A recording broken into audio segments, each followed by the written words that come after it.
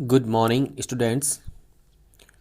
BA part second के paper first की YouTube class में आप सभी का स्वागत है। मैं N Rajendra Singh, assistant professor BSR government arts college Alwar. हम लोग बीए पार्ट सेकंड के पेपर फर्स्ट प्रमुख राजनीतिक व्यवस्थाएं का अध्ययन कर रहे हैं और आज का जो हमारा व्याख्यान का विषय है वह है ब्रिटिश संसद। और ब्रिटिश संसद के अंतर्गत जिस टॉपिक की चर्चा आज हम इस व्याख्यान में आपके साथ करने जा रहे हैं उसका नाम है ब्रिटिश संसद की प्रभुसत्ता, sovereignty of the British parliament. जैसा कि डायसी, आपने नाम सुना होगा, ब्रिटिश विचारक हैं डायसी, बहुत बड़े। डायसी कहते हैं कि वैधानिक दृष्टि से ब्रिटिश संसद की संप्रभुता ब्रिटिश संविधान की एक प्रमुख विशेषता है। हम लोगों ने इस बात की चर्चा ब्रिटिश संविधान की विशेषताओं के बारे में जब चर्चा की थी तो यह बात आई थी कि ब्रिटिश संसद की संप्रभुता से क्या तात्पर्य है। उस दौरान हम इस बात को पहले पढ़ चुके हैं। तो डायसी कहते हैं कि वैधानिक दृष्टि से यानी कानूनी दृष्टि से ब्रिटिश संसद की संप्रभुता या प्रभुसत्ता ब्रिटिश संविधान की एक प्रमुख विशेषता है। हम देखते हैं कि संसद की संप्रभुता से क्या तात्पर्य है। ब्रिटिश संसद कानून निर्माण की सामान्य प्रक्रिया के आधार पर ही सभी विषयों के संबंध में कानून का निर्माण कर सकती है और इसके द्वारा निर्मित कानून को किसी के भी द्वारा चुनौती नहीं दी जा सकती। सैद्धांतिक दृष्टि से कानून निर्माण के क्षेत्र में ब्रिटिश संसद को प्राप्त इस असीमित शक्ति को ही संसद की संप्रभुता कहा जाता है। समझ में आया आप लोगों को कि ब्रिटिश संसद की जो संप्रभुता की बात अभी कही गई है उससे क्या तात्पर्य है। तो संक्षेप में हम कहें कि कानून निर्माण के क्षेत्र में ब्रिटिश संसद को जो असीमित शक्ति प्राप्त है उसे संसद की संप्रभुता कहकर संबोधित किया जाता है। असीमित शक्ति इस कारण कि एक तो यह किसी भी विषय पर कानून का निर्माण कर सकती है और कानून निर्माण की सामान्य प्रक्रिया के आधार पर ही।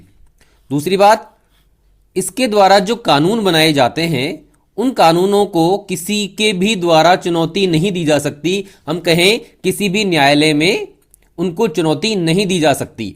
जैसे हमारे यहाँ पर भारत में और अमेरिका में न्यायिक पुनर्विलोकन की व्यवस्था है। न्यायिक पुनर्विलोकन से तात्पर्य है कि यदि संसद द्वारा बनाया गया कोई कानून संविधान के विरुद्ध है तो न्यायालय उस कानून को अवैध या निरस्त कर सकता है। लेकिन ब्रिटेन में चूंकि न्यायिक पुनर्विलोकन की व्यवस्था नहीं है तो संसद द्वारा निर्मित कानून को न्यायालय में चुनौती नहीं दी जा सकती। तो इस प्रकार जो ब्रिटिश संसद को कानून निर्माण के क्षेत्र में शक्ति प्राप्त है, असीमित शक्ति प्राप्त है सैद्धांतिक दृष्टि से, उसे संसद की संप्रभुता कहा जाता है। अब संसद की संप्रभुता के बारे में कुछ विचारकों ने अपने विचार प्रकट किए हैं, उनको यहां हम देख लेते हैं। जैसा कि J.A.R. मैरियट कहते हैं, किसी दृष्टि से भी देखा जाए ब्रिटिश विधानमंडल विश्व में सबसे अधिक मनोरंजक और महत्वपूर्ण है। किसी दृष्टि से भी देखा जाए ब्रिटिश विधानमंडल विश्व में सबसे अधिक मनोरंजक और महत्वपूर्ण है। इससे प्राचीन कोई विधानमंडल नहीं है, अर्थात यह सबसे पुरानी संसद है, सबसे पुराना विधानमंडल है। इसका अधिकार क्षेत्र सबसे अधिक विस्तृत है और इसकी शक्ति असीमित है। यह धार्मिक तथा लौकिक सभी मामलों में कानून निर्माण की सर्वोच्च सत्ता है। तो इस प्रकार के कथन जो होते हैं इनको आप ध्यानपूर्वक पढ़ें, क्योंकि कई बार ये छोटे प्रश्न परीक्षाओं में पूछे जाते हैं। हम आगे बढ़ते हैं। इस संबंध में सर एडवर्ड कोक कहते हैं, संसद की शक्ति तथा अधिकार क्षेत्र इतना सर्वोपरि और पूर्ण है कि इसकी कोई सीमाएं नहीं बांधी जा सकती है। ठीक है, तो संसद की संप्रभुता के बारे में एडवर्ड कोक का कथन क्या है कि संसद की शक्ति तथा अधिकार क्षेत्र इतना सर्वोपरि और पूर्ण है कि इसकी कोई सीमाएं नहीं बांधी जा सकती। इसी प्रकार के विचार जो हैं Blackstone, Ogg, sir Matthew Hale तथा डी टॉकविले ने भी ब्रिटिश संसद की संप्रभुता के संबंध में प्रतिपादित किए हैं। लेकिन डायसी ने संसद की प्रभुसत्ता पर विशेष बल दिया है। उनके अनुसार ब्रिटिश संसद वैधानिक दृष्टि से इतनी शक्तिशाली है कि वह एक शिशु को प्रौढ़ करार दे सकती है, मृत्यु के बाद भी किसी व्यक्ति को राजद्रोही सिद्ध कर सकती है, वह गैर कानूनी संतान को कानूनी करार दे सकती है और यदि वह उचित समझे तो किसी व्यक्ति को अपने ही मामलों में न्यायाधीश बना सकती है। कहने का तात्पर्य यह है कि जो बात डायसी ने कही है कि शिशु को प्रौढ़ बना सकती है, मृत्यु के बाद किसी व्यक्ति को राजद्रोही घोषित कर सकती है, ये बातें ब्रिटिश संसद की संप्रभुता को इंगित करती हैं कि कितनी शक्तिशाली है, उसके अधिकार और शक्तियां कितने ज्यादा हैं। ठीक है, ये कथन है, तो ये कथन आपको याद रखने हैं। हम आगे बढ़ते हैं। संसद की प्रभुसत्ता का आशय। अभी हमने जो संसद की प्रभुसत्ता का अर्थ समझा, अब इसका आशय क्या है कि इसका आशय किन बातों के संदर्भ में है, तो हम देखते हैं। पहली बात क्या है कि ब्रिटिश संसद विधि निर्माण की एकमात्र सत्ता है। संसद की प्रभुसत्ता के आशय की हम बात करें तो इसमें पहली बात क्या शामिल है कि ब्रिटिश संसद विधि निर्माण की एकमात्र सत्ता है। ब्रिटेन में, चूंकि जैसा आप लोगों को पता है, हमने ब्रिटेन के संविधान की विशेषताओं में पढ़ा था कि ब्रिटेन में एकात्मक शासन व्यवस्था है। दो प्रकार की शासन व्यवस्थाएं होती हैं, संघात्मक शासन व्यवस्था और एकात्मक शासन व्यवस्था। तो हमारे देश में और अमेरिका, कनाडा आदि में संघात्मक शासन व्यवस्था है, लेकिन ब्रिटेन में एकात्मक शासन व्यवस्था है। तो एकात्मक शासन व्यवस्था होने के कारण ब्रिटिश संसद ब्रिटेन में कानूनों का निर्माण करने वाली एकमात्र सत्ता है।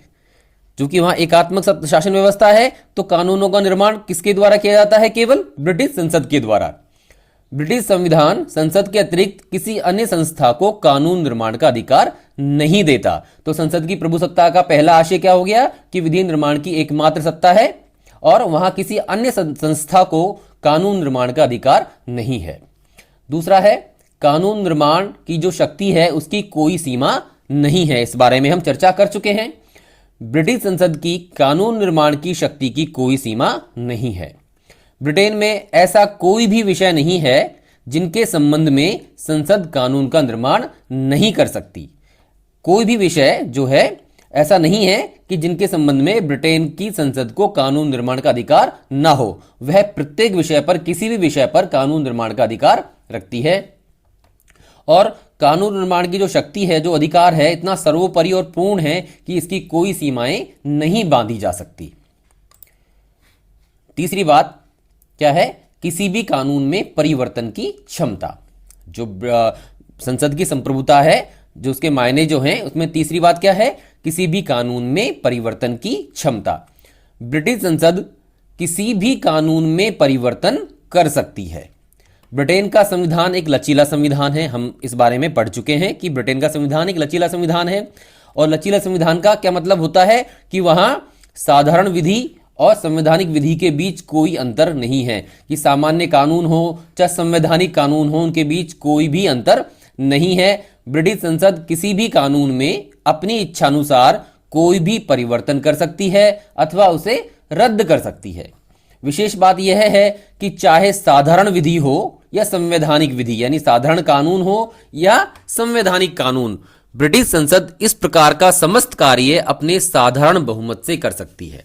ठीक है, हमारे जैसे देश की बात करें तो हमारे यहां पर साधारण कानून बनाने और संवैधानिक कानून निर्मित करने या उसमें परिवर्तन करने के लिए अलग अलग प्रक्रियाएं हैं। संवैधानिक कानून के लिए एक विशेष बहुमत की आवश्यकता होती है और साधारण कानून के लिए साधारण बहुमत। लेकिन ब्रिटेन में इस प्रकार का कोई अंतर नहीं है। वहां चाहे साधारण विधि की बात करें या संवैधानिक विधि की, वहां सारा जो कार्य है बनाने का या उनमें परिवर्तन करने का या उसे रद्द करने का, वह साधारण बहुमत से ही किया जा सकता है। चौथी बात जो बहुत इंपॉर्टेंट है, न्यायिक पुनर्विलोकन की व्यवस्था का अभाव। हमने इस बारे में अभी चर्चा की थी आपके साथ। ब्रिटेन में अमेरिका और भारत आदि देशों के समान न्यायिक पुनर्विलोकन की व्यवस्था नहीं है। न्यायिक पुनर्विलोकन क्या है, हमने भी आपको इस बारे में बता दिया था। इसका अर्थ क्या है? अतः ब्रिटिश न्यायालय संसद द्वारा निर्मित किसी विधि या उसके किसी भाग को ना तो अवैध घोषित कर सकते हैं, न ही उसे लागू करने से इनकार कर सकते हैं। संसद द्वारा निर्मित प्रत्येक कानून ब्रिटिश न्यायालयों सहित ब्रिटेन की प्रत्येक सत्ता के लिए अनिवार्य रूप से मान्य है। तो न्यायिक पुनर्विलोकन की व्यवस्था नहीं है, तो यह बात जो है ब्रिटिश संसद पर को बहुत शक्तिशाली, उसे संप्रभु बनाती है कि उसके ऊपर किसी भी प्रकार का कोई नियंत्रण नहीं है। किसी भी न्यायालय में ब्रिटिश संसद द्वारा बनाए गए कानून को चुनौती नहीं दी जा सकती। ठीक है, इस प्रकार हम संक्षेप में बात करें, ब्रिटेन में संसद की प्रभुसत्ता की स्थिति संविधान और शासन व्यवस्था के कुछ विशेष लक्षणों के कारण है। जो ब्रिटेन में संसद की संप्रभुता की जो स्थिति है या संसद को जो प्रभुसत्ता की स्थिति प्राप्त है, वह संविधान और शासन व्यवस्था के कुछ विशेष लक्षणों के कारण है, जैसे कि लचीला संविधान, एकात्मक शासन व्यवस्था और सबसे महत्वपूर्ण न्यायिक पुनर्विलोकन की व्यवस्था का अभाव। ये तीन बातें महत्वपूर्ण हैं जो ब्रिटेन की संसद की संप्रभुता को स्थापित करती हैं। ब्रिटिश संसद द्वारा अब तक निर्मित कानूनों के आधार पर भी संसद की प्रभुसत्ता स्पष्ट हो जाती है, संप्रभुता स्पष्ट हो जाती है। जैसे सन 1701 के उत्तराधिकार संबंधी अधिनियम एक्ट ऑफ सेटलमेंट द्वारा सम्राट पद के उत्तराधिकार संबंधी नियम निर्धारित किए गए। सन 1717 के सप्तवर्षीय कानून द्वारा लोक सदन की अवधि 3 वर्ष से बढ़ाकर 7 वर्ष कर दी गई तथा 1915 के संसदीय अधिनियम द्वारा इसका कार्यकाल 5 वर्ष कर दिया गया। इसी प्रकार 1911 और 1949 के जो संसदीय अधिनियम थे, उनके द्वारा लॉर्ड सभा की शक्तियों को काफी हद तक सीमित कर दिया गया था। तो ये कुछ उदाहरण है ब्रिटेन की संप्रभुता, जो संसद की जो संप्रभुता है उसके ये उदाहरण हैं। और हम आगे बढ़ते हैं। अब देखते हैं संसद की जो संप्रभुता की बात अभी तक हमने जो की है उस पर क्या सीमाएं हैं, यानी संसदीय संप्रभुता पर क्या सीमाएं हैं। हम लोगों ने ये बात को देखा था कि सैद्धांतिक दृष्टि से संसद की संप्रभुता असीमित है, लेकिन व्यवहारिक दृष्टि से अगर हम बात करें तो उसकी संप्रभुता पर अनेक सीमाएं हैं। हम उनकी चर्चा यहां करते हैं। यद्यपि वैधानिक दृष्टि से ब्रिटिश संसद पूर्ण प्रभुसत्ता संपन्न है। अब बात देख, शब्द में ध्यान दीजिए, वैधानिक दृष्टि से, और उसके द्वारा किसी भी प्रकार के कानून का निर्माण किया जा सकता है। इस बात को हम पहले ही आपके साथ चर्चा कर चुके हैं, इस बात की कि वह किसी भी विषय पर कानून बना सकती है। किंतु प्रत्येक वैधानिक तथ्य राजनीतिक सत्य नहीं होता। कितनी इंपॉर्टेंट बात है कि जो प्रत्येक जो वैधानिक तथ्य होता है वह राजनीतिक सत्य नहीं होता, यानी व्यवहारिक रूप से वह सत्य नहीं होता। व्यवहार में संसद की प्रभुसत्ता पर कई प्रकार के प्रतिबंध हैं। जैसे पहला है जनमत, पब्लिक ओपिनियन। जनमत संसदीय संप्रभुता पर एक महत्वपूर्ण प्रतिबंध लगाता है। वर्तमान समय में 1911 और 1949 के अधिनियम द्वारा, आपको पता होना चाहिए कि जो 2 अधिनियम हैं 1911 के और 1949 के, इनके द्वारा लॉर्ड सभा की शक्तियों को बहुत अधिक सीमित कर दिया गया था। लॉर्ड सभा की ऊपर बहुत सारे प्रतिबंध लगा दिए गए थे, बहुत की शक्तियों को सीमित कर दिया गया था। और आज हम बात करें तो संसद की प्रभुसत्ता से तात्पर्य क्या है? लोक सदन, जो दूसरा सदन है संसद का, पार्लियामेंट का, उसका नाम है लोक सदन। तो जो संसद की संप्रभुता है उसका मायने क्या रह गए हैं? लोक सदन की संप्रभुता या लोक सदन की प्रभुसत्ता, क्योंकि 1911 और 1949 के अधिनियम द्वारा लॉर्ड सभा की शक्तियां बहुत सीमित कर दी गई थी और लोक सदन को बहुत शक्तिशाली स्थिति प्राप्त हो गई थी। तो आज जो संसद की संप्रभुता है उससे तात्पर्य क्या है? लोक सदन की संप्रभुता या लोक सदन की प्रभुसत्ता। और जो लोक सदन है वह जनता द्वारा प्रत्यक्ष रूप से निर्वाचित होता है। जनता द्वारा, लोकतंत्र है ब्रिटेन के अंतर्गत, तो लोग, जैसे हमारे यहाँ लोकसभा जो है जनता द्वारा प्रत्यक्ष रूप से निर्वाचित है, उसी प्रकार ब्रिटेन में लोक सदन जो है वह जनता द्वारा प्रत्यक्ष रूप से निर्वाचित होता है। और इसके द्वारा जनमत के विरुद्ध किसी कानून के निर्माण का साहस नहीं किया जा सकता। बात समझ में आई आपको? ब्रिटेन में संसद की संप्रभुता का अर्थ क्या है? लोक सदन की संप्रभुता। और लोक सदन जनता द्वारा निर्वाचित है तो वह जनता या जनमत की उपेक्षा करते हुए किसी भी विषय पर कानून नहीं बना सकता, उसे जनमत का ध्यान रखना होता है। तो पहला प्रतिबंध क्या हो गया है? जनमत या पब्लिक ओपिनियन। समझ में आई बात आपको? किसी महत्वपूर्ण विषय पर स्वयं निर्णय लेने की अपेक्षा संसद उसे निर्णय के लिए जनता के समक्ष प्रस्तुत कर सकती है। अगर कोई महत्वपूर्ण विषय ऐसा है जिससे जनता के हित जुड़े हुए हैं तो उस पे वह स्वयं निर्णय लेने की अपेक्षा उसे संसद के निर्णय जनता के पास निर्णय के लिए प्रस्तुत कर सकती है, जनमत को जानने के लिए प्रस्तुत कर सकती है। जैसा कि 1975 में यह प्रश्न जनमत संग्रह के लिए रखा गया कि ब्रिटेन यूरोपियन आर्थिक समुदाय की सदस्यता प्राप्त करे अथवा नहीं। तो कहने का तात्पर्य यह है कि ब्रिटिश संसद जो है संप्रभु नहीं है, उसके ऊपर जनमत का प्रतिबंध होता है, वह जनमत की उपेक्षा करके कोई कार्य नहीं कर सकती। दूसरा है नैतिक बंधन, मॉरल लिमिटेशंस। वैधानिक दृष्टि से संसद प्रभुसत्तावान है, लेकिन व्यवहार में संसद के द्वारा नैतिक धारणाओं के विरुद्ध किसी कानून का निर्माण नहीं किया जा सकता। जो ब्रिटेन की संस्कृति है और उस संस्कृति के अनुसार जो नैतिक धारणाएं प्रचलित हैं देश में, उन नैतिक धारणाओं के विरुद्ध संसद के द्वारा कानून का निर्माण नहीं किया जा सकता। तो एक प्रतिबंध क्या हो गया? नैतिक प्रतिबंध। फिर है परंपरा। आप जेनिंग्स का कथन है, आप इसको ध्यान रखिएगा कि जो नैतिक प्रतिबंध के अंतर्गत जेनिंग्स एक कथन कहते हैं, यदि कोई विधानमंडल यह निर्णय करे कि नीली आंखों वाले बच्चों की हत्या कर दी जाए, विधानमंडल यानी संसद यह निर्णय करे कि नीली आंखों वाले बच्चों की हत्या कर दी जाए, तो ऐसे बच्चों को बचाकर रखना गैर कानूनी काम होगा। अगर विधानमंडल ने यह निर्णय कर लिया, कानून बना दिया कि देश में जो नीली आंख वाले बच्चे हैं उनको मार दिया जाए या उनकी हत्या कर दी जाए, तो ऐसे बच्चों को बचाकर रखना गैर कानूनी काम होगा। लेकिन कोई पागल विधानमंडल ही ऐसा करेगा और पागल जनता ही उसे मानेगी। ठीक है, तो ये नैतिक प्रतिबंध के संदर्भ में जेनिंग्स का यह कथन है। फिर है परंपराएं, ट्रेडिशंस। आपको चूंकि पता है ब्रिटेन का संविधान, पूरा जो संविधान है परंपराओं पर, अधिकांश जो संविधान है वह अभिसमयों या परंपराओं पर आधारित है। ब्रिटेन के राजनीतिक जीवन में परंपराओं को महत्वपूर्ण स्थान प्राप्त है। संसद के द्वारा सुस्थापित परंपराओं के विरुद्ध कानूनों का निर्माण नहीं किया जा सकता। तो परंपराएं भी संसद की संप्रभुता पर सीमाएं लगाती है, उसको सीमित करती है, उसकी शक्ति को। यदि प्रमुख परंपराओं का उल्लंघन किया जाता है तो ब्रिटिश शासन व्यवस्था का आधार ही नष्ट हो जाएगा, क्योंकि ब्रिटिश शासन व्यवस्था किस पर आधारित है? परंपराओं पर। और जो सुस्थापित परंपराएं हैं, यदि ब्रिटेन की संसद जो है उन सुस्थापित परंपराओं के विरुद्ध कानून बनाती है तो ब्रिटिश शासन व्यवस्था का आधार ही नष्ट हो जाएगा और जनता भी संसद के विरुद्ध हो जाएगी। ये अलग बात है कि बदलती हुई परिस्थितियों के कारण यदि किसी परंपरा की उपयोगिता समाप्त हो जाती है तो कानून के द्वारा उसमें परिवर्तन किया जा सकता है, लेकिन उन परंपराओं को पूरी तरह अवहेलना करना ब्रिटिश संसद के लिए संभव नहीं है। फिर विधि का शासन, रूल ऑफ लॉ, बहुत इंपॉर्टेंट है ये। विधि का शासन ब्रिटिश शासन और जीवन का एक मूलाधार है। विधि का शासन जो है, रूल ऑफ लॉ, ब्रिटिश शासन और जीवन, ब्रिटिश जीवन का एक मूलाधार है। और इसका तात्पर्य क्या है? कानून के समक्ष सभी व्यक्ति समान हैं।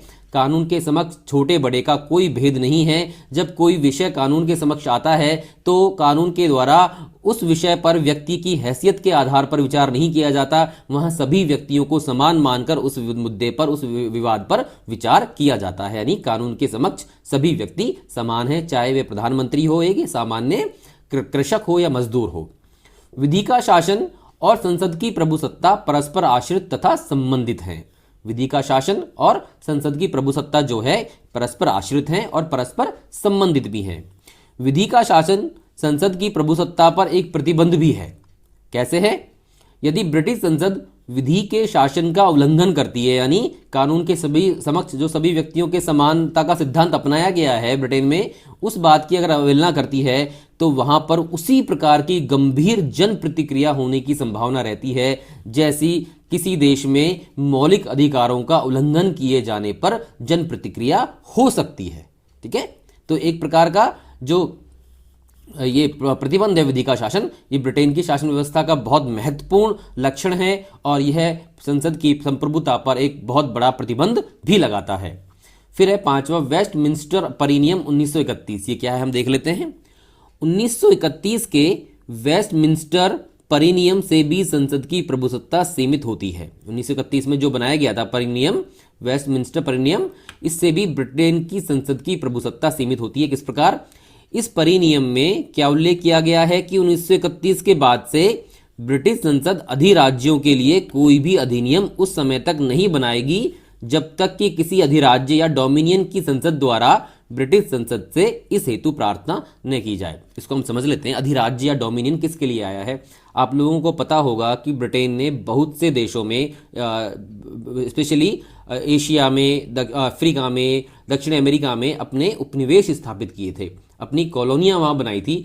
जो कुछ उपनिवेश तो पूरी तरह से ब्रिटेन की संसद के अधीन संचालित होते थे, लेकिन कुछ को अधिराज्य या डोमिनियन की स्थिति प्रदान की गई थी, अर्थात उन्हें हम कहें तो स्वतंत्र उपनिवेश, अर्थात ऐसे उपनिवेशों को अपने शासन व्यवस्था चलाने का अधिकार था, लेकिन उन पर नियंत्रण ब्रिटेन का या ब्रिटेन की संसद का था।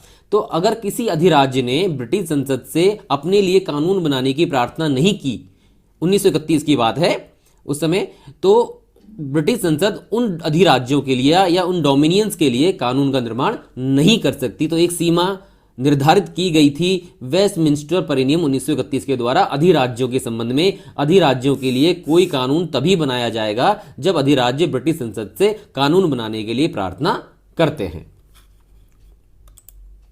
अब है प्रदत्त व्यवस्थापन। अब प्रदत्त व्यवस्थापन का क्या तात्पर्य है, और फिर हम देखते हैं कि किस प्रकार इसके द्वारा ब्रिटेन की संसद की संप्रभुता पर एक सीमा आरोपित होती है। ब्रिटेन में संसद का कानून निर्माण संबंधी कार्य बहुत अधिक बढ़ जाने के कारण, संसद में कानून निर्माण किसके द्वारा किया जाता है? ब्रिटेन में संसद के द्वारा। जब कानून निर्माण संबंधी कार्य बहुत अधिक बढ़ जाने के कारण वहां इस प्रकार के व्यवहार को अपना लिया गया है कि संसद कानून की केवल मोटी रूपरेखा निर्धारित करती है, कानून की केवल मोटी रूपरेखा निर्धारित करती है और विभिन्न नियम, उस कानून से संबंधित नियम और उपनियम बनाने का कार्य प्रशासनिक विभागों को सौंप दिया जाता है। यही प्रदत्त व्यवस्थापन है। संक्षेप में कहें, अगर किसी संस्था के पास कार्य की अधिकता है तो यदि वह अपना कुछ कार्य अपनी सबॉर्डिनेट या अधीनस्थ संस्थाओं को सौंपता है, केवल पूरे अधिकारों को वो मतलब कुछ कार्यों को सौंपता, अधिकारों कुछ कार्यों को अगर सौंपता है तो उसे प्रदत्त व्यवस्थापन कहते हैं। कार्य की अधिकता के कारण जब अपनी अधीनस्थ संस्थाओं को कार्य सौंपा जाता है तो उसे हम प्रदत्त व्यवस्थापन कहते हैं। तो ब्रिटेन की संसद के पास कानून निर्माण का अधिकार है, लेकिन कार्य बहुत अधिक उसके पास होता है, तो संसद क्या करती है? कानून के संबंध में एक मोटी रूपरेखा निर्धारित कर देती है और उसके संबंध में नियम तथा उपनियम बनाने का कार्य प्रशासनिक विभागों को सौंप दिया जाता है, जिसे प्रदत्त व्यवस्थापन कहते हैं। समझ में आया बच्चों आपको? यद्यपि यह सब संसद के अधिनियम के अनुसार होता है, इस संबंध में संसद ने कानून बना रखा है तो उसके अनुसार होता है, परंतु ब्रिटेन में कई हजार नियम तथा उपनियम प्रदत्त व्यवस्थापन के अधीन बनाए जाते हैं और व्यवहार में इतनी अधिक संख्या में बनने वाले नियमों तथा उपनियमों पर संसद का कोई नियंत्रण नहीं रहता। इस प्रकार व्यवहार में प्रदत्त व्यवस्थापन से भी संसद की प्रभुसत्ता सीमित हो जाती है। उसने नियम उपनियम बनाने का कार्य प्रशासनिक विभागों को सौंप दिया है, लेकिन इतने संख्या में नियम और उपनियम बनाए जाते हैं कि संसद उन पर कोई नियंत्रण नहीं रख पाती है। इसकी वजह से संसद की प्रभुसत्ता पर भी एक सीमा आरोपित हो जाती है प्रदत्त व्यवस्थापन के कारण। नेक्स्ट है अंतर्राष्ट्रीय कानून और संगठन। अंतर्राष्ट्रीय कानून के द्वारा भी ब्रिटिश संसद की प्रभुसत्ता सीमित हो जाती है। किस प्रकार हो जाती है हम देखते हैं। ब्रिटेन में West Rand gold mining company बनाम सम्राट नामक विवाद में यह निर्णय किया गया कि अंतर्राष्ट्रीय कानून राष्ट्रीय कानून का ही एक भाग है। जो इंटरनेशनल लॉ है वह नेशनल लॉ का ही एक पार्ट है। जिस कानून ने सभ्य राष्ट्रों की सहमति प्राप्त कर ली है उसने हमारे देश की भी सहमति प्राप्त कर ली है। यदि कोई कानून को अन्य देशों ने सहमति प्रदान कर दी है तो ब्रिटेन ने यह मान लिया है कि उस कानून को हमारे देश ने भी सहमति प्रदान कर दी है। बात आ रही है सभ्य राष्ट्रों की। अतः ब्रिटिश संसद अंतर्राष्ट्रीय कानून के विरुद्ध भी किन्हीं नियमों का निर्माण नहीं कर सकती, क्योंकि अंतर्राष्ट्रीय कानून को राष्ट्रीय कानून का ही एक भाग मान लिया गया है, उसे अपनी सहमति दे दी है। तो संसद उन अंतर्राष्ट्रीय कानूनों के विरुद्ध कोई नियम या कार्य नहीं कर सकती। लेस्ली स्टीफेन इस स्थिति की समीक्षा करते हुए लिखते हैं कि संसद आंतरिक और बाहरी दोनों रूपों में सीमित है। अभी हमने देखा जो अंतिम पॉइंट था वह संसद को बाहरी रूप से भी सीमित कर देती है।